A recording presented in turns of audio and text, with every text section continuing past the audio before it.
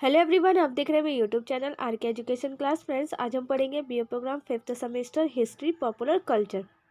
उसका most important question share करूंगी मैं आज आपके साथ। तंत्र की उत्पत्ति और अर्थ और तंत्र की विशेषताएं। तंत्र एक गुरु के माध्यम से सीखे गए गुण अनुष्ठानों के साथ पूजा के लिए एक विशेष है।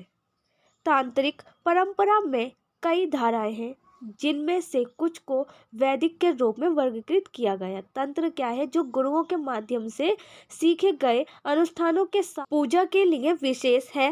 तांत्रिक परंपरा में कई धाराएं हैं, जिनमें से कुछ को वैदिक के रूप में वर्गीकृत किया गया है, जबकि अन्य की गैर वैदिक उत्पत्ति है। कुछ को तो वैदिक के रूप में वर्गीकृत किया गया है, लेकिन कुछ की जो अन्य बस्ती है उनकी गैर वैदिक उत्पत्ति है।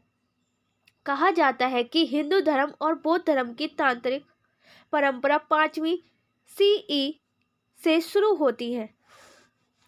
दोनों परंपराओं में मंत्र का केंद्रीय स्थान है और दोनों ही परंपराओं में मंत्र का केंद्रीय स्थान है। कुछ विद्वान परंपरा की शुरुआत को आम युग की पहली शताब्दी तक मानते हैं। कुछ विद्वान जो है वो परंपरा की जो शुरुआत है उसको आम युग की पहली जो शताब्दी थी उससे मानते हैं। हिंदू धर्म में पारंपरिक ज्ञान को दो शाखाओं में बांटा गया है। हिंदू धर्म में पारंपरिक ज्ञान को दो शाखाओं में डिस्ट्रीब्यूट किया गया है, दो शाखाओं में बांटा गया है, वैदिक और तांत्रिक। तंत्र ब्राह्मण और जीवन के रहस्यों को जानने और समझने का तरीका है। तंत्र जो है वो जीवन के जो रहस्य हो उनको जानने और समझने का तरीका है। विद्वानों ने बताया है कि पहले के समय में तंत्र का कोई विशेष धार्मिक महत्व नहीं था। और कुछ विद्वानों ने ये बताया है कि पहले के टाइम में जो था वो तंत्र का कोई विशेष धार्मिक महत्व नहीं था। तांत्रिक शब्द वैदिक पाठ में करघे के अर्थ में आता है। व्युत्पत्ति के अनुसार शब्द तन से उत्पन्न हुआ है। व्युत्पत्ति के अनुसार शब्द तन से उत्पन्न हुआ है, जिसका अर्थ है फैलना या प्रचारित करना। और व्युत्पत्ति के अनुसार शब्द जो है वो तन से उत्पन्न हुआ है, जिसका अर्थ होता है फैलना या प्रचारित होना। और इस शब्द का प्रयोग किसी भी कार्य में मार्गदर्शक सिद्धांत के अर्थ में किया जाता है। और तन का शब्द का जो उपयोग है वो किसी भी कार्य के मार्गदर्शक सिद्धांत के अर्थ में किया जाता है। इस प्रकार इस शब्द का अपने जीवन के पहले चरण में एक कवोटिडियन अर्थ था। बाद में यह अन्य धार्मिक हवा प्राप्त करने के लिए आया। प्रवृत्ति अर्थ में इसका अर्थ उस शास्त्र से था जिसके द्वारा ज्ञान का प्रचार प्रसार किया जाता था। और इसका अर्थ उस शास्त्र से था जिसके द्वारा ज्ञान का प्रचार और प्रसार करने के लिए किया जाता था। ज्ञान को प्रचार और प्रसार जिसको फैलाया जाता था, ज्ञान को उसके लिए किया जाता था। वैदिक परंपरा के कई रूढ़िवादी अनुयायियों ने प्रथाओं और तांत्रिक संस्कारों का समर्थन नहीं किया। इसके अनुयायियों का उपहास किया गया और इस प्रथा की निंदा की गई। कालांतर में तंत्र वैदिक धर्म के दायरे से बाहर ज्ञान की एक अलग शाखा बन गया। और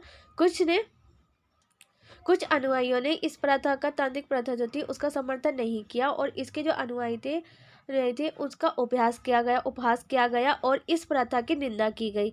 और कालांतर में तंत्र वैदिक धर्म के दायरे से बाहर ज्ञान की एक अलग शाखा ही बन गया। हिंदू धर्म के भीतर पंचोपासना की एक अवधारणा है, अर्थात विष्णु, शिव, शक्ति, गणपति और सूर्य की पूजा।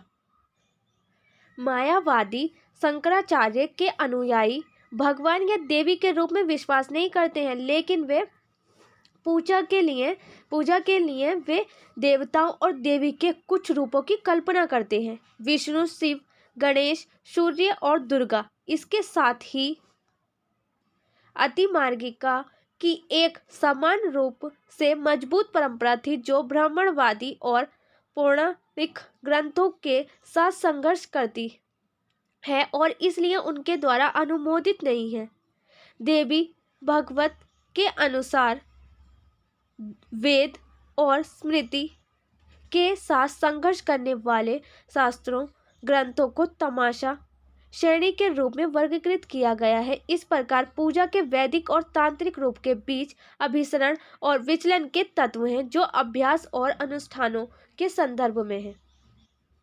तंत्रवाद की विशेषताएं। उपनिवेशिक काल के दौरान तंत्रवाद से जुड़े कर्मकांडों को उपनिवेशिक और सुधारवादी राष्ट्रीयवादी नेताओं के एक वर्ग द्वारा नीचा दिखाया गया था। उपनिवेशिक काल के दौरान ही तंत्रवाद से जो जुड़े कर्मकांडों को उपनिवेशिक और सुधारवादी राष्ट्रीयवादी नेता के एक वर्ग द्वारा नीचा दिखाया गया था। इसके विपरीत थियोसोफिकल सोसाइटी से जुड़े स्कॉटिश और भारतीयों ने हिंदू धर्म की गुप्त परंपरा की प्रशंसा की। हिंदू धर्म की जो गुप्त परंपराएं थी उनकी प्रशंसा की। हालांकि यह उदाहरण अपवाद है जो नियम को साबित करता है। विद्वानों में तंत्रवाद की कोई स्वीकृत परिभाषा नहीं है और विद्वानों में तंत्रवाद की कोई भी एक्सेप्टेंस की कोई भी परिभाषा नहीं है। यह भारतीय परंपरा का हिस्सा रहा है।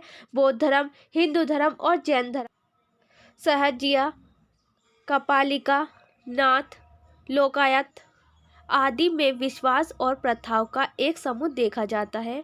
इन सभी संप्रदायों में नैतिक और सामाजिक मूल्यों के अलावा शरीर को सर्वोच्च महत्व दिया जाता है और इन सभी संप्रदायों में नैतिक और सामाजिक मूल्यों के अलावा शारीरिक देह काया को सर्वोत्तम महत्व दिया जाता है। शरीर का केंद्रीय महत्व इस विश्वास के कारण है कि शरीर ब्राह्मण का एक सूक्ष्म जगत है और शरीर जो है वो ब्राह्मण का एक सूक्ष्म जगत है और इसलिए ब्राह्मण के रहस्यों को कुछ शारीरिक अनुष्ठानों के माध्यम से शरीर में पाया जा सकता है।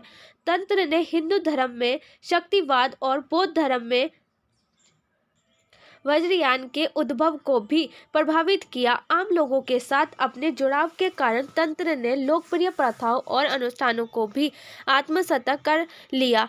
इनमें कोई आश्चर्य की बात नहीं है और इसमें कोई भी आश्चर्य की बात नहीं है कि तंत्र में देवी माँ के पंथ और प्रजनन संस्कारों को आत्मसात कर लिया गया था। शक्तिवाद तंत्रवाद का एक बहुत ही महत्वपूर्ण तत्व है और शक्तिवाद जो है वो तंत्रवाद का एक बहुत ही महत्वपूर्ण तत्व है, एक बहुत ही महत्वपूर्ण एलिमेंट है, लेकिन यह समान नहीं है। तंत्र में विश्वासों और प्रथाओं की एक विस्तारित श्रृंखला शामिल है और यह बौद्ध और जैन धर्म सहित कई भारतीय परंपराओं से संबद्ध है। योग का प्राथमिक अर्थ मिलन है और योग का जो प्राथमिक अर्थ है वो क्या है? मिलन है, जुड़ना या मिलना। इसके लोकप्रिय अर्थ से बहुत अलग है। जुड़ना और मिलना इसके लोकप्रिय अर्थ से बिल्कुल ही अलग है। हालांकि लोकप्रिय कल्पना में इसका अर्थ अलगाव, वियोग और वियोग है जो कि योग शब्द के करीब है। भाषाकारों ने मन की इंद्रियों और बुद्धि के बृहद जगत से वैराग्य पर भी विस्तार किया है, अर्थात ब्रह्म या पुरुष के परलौकिक व्यक्ति। लोकायत परंपरा महाकाल में जाति व्यवस्था के दमघोंटू सामाजिक ढांचे के खिलाफ एक तरह के विरोध के रूप में उभरी। इसका नेतृत्व ज़्यादातर निम्न जाति के लोग करते थे और इसका नेतृत्व जो थे वो ज़्यादातर निम्न जाति के जो लोग थे वो करते थे और यह हृदय है जिसमें ईश्वर का निवास है और हमारे दिल में ही ईश्वर का निवास है, ना कि धार्मिक रीति रिवाजों में और ना कि धार्मिक रीति रिवाजों में, बल्कि हमारे हृदय हमारे दिल में ही ईश्वर का निवास है। यह जाति व्यवस्था के भी खिलाफ था और यह जाति व्यवस्था के भी खिलाफ था। परंपरा के अनुसार गुरुवाद और देहात तत्व आंदोलन के दो मूलभूत सिद्धांत थे। गुरुवाद का अर्थ है आध्यात्मिक खोज की और मार्गदर्शन करने वाले शिक्षक या गुरु का महत्व। गुरुवाद का अर्थ है आध्यात्मिक खोज की और मार्गदर्शन करने वाले जो शिक्षक या गुरु हैं उनका महत्व, और देहात तत्व मानव शरीर को आध्यात्मिक या धार्मिक अनुभव का एक महत्वपूर्ण स्थल मानता है। तंत्र अनिवार्य रूप से दुनिया को नकारने वाला नहीं बल्कि विश्व पुष्टि करने वाला है दर्शन है। और तंत्र जो है वो अनिवार्य रूप से दुनिया को नकारने वाला नहीं है बल्कि विश्व पुष्टि करने वाला दर्शन है। जहाँ तक वेदों में वेदांत से भिन्न संसार को भी मानते हैं, वेद और तंत्र के बीच कोई आंतरिक विरोधाभास नहीं है और वेद और तंत्र के बीच कोई भी आंतरिक विरोधाभास नहीं है। फर्क सिर्फ जोर और कर्म कांड का है और फर्क जो है सिर्फ जोर और कर्म कांड का है। आनंदमाई माँ एक संत और युग गुरु गोपीनाथ कविराज एक इंडोलॉजिस्ट दार्शनिक और सरकारी संस्कृत कॉलेज वाराणसी के प्रमुख दराभंग के राजा रामेश्वर सिंह तंत्र के उल्लेखनीय विद्वान और उत्साही चिकित्सक थे। जहाँ तक कि हिंदू समाज के निचले तबके से आने वाले नाथपंथी भी कुंभ मेले में अघोरी और कापालिक के साथ खुशी खुशी इकट्ठा होते हैं।